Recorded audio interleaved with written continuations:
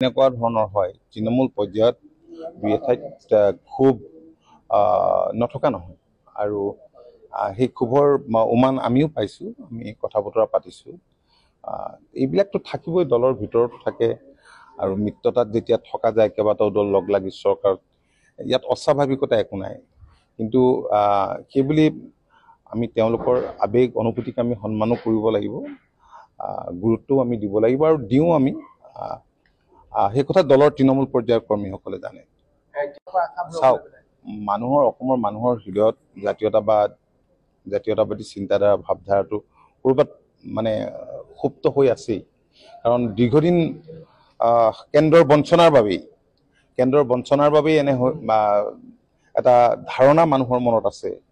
আৰু সেইকাৰণে অসম আন্দোলন হৈছিল, যি আন্দোলনত ৰাজ্যখনৰ বিভিন্ন ভাষা ভাষী জাতি জনগোষ্ঠীৰ লোকে অংশ লৈছিল। কাৰণ মানুহৰ মনত শংকা হৈছিল যে কংগ্ৰেছে যিদৰে প্ৰব্ৰজনৰ কাৰণে ৰাস্তা খুলি দিছে বাংলাদেশৰ পৰা অসমলৈ আহিব পৰা, এইটোৱে স্বাভাৱিকতে অসমৰ জনসাধাৰণৰ অস্তিত্ব, খিলঞ্জীয়া মানুহৰ অস্তিত্ব বিপন্ন কৰিব। তথাপি এতিয়া ভাৰতীয় জনতা পাৰ্টীৰ নেতৃত্বাধীন চৰকাৰৰ দিনত খিলঞ্জীয়া মানুহৰ স্বাৰ্থ সুৰক্ষাৰ কাৰণে বহুতবোৰ পদক্ষেপ ইতিমধ্যে গ্ৰহণ কৰিছে, যিবিলাক আমিও অংশীদাৰ আৰু আমি সমৰ্থন জনাই আহিছোঁ। আজি ধৰক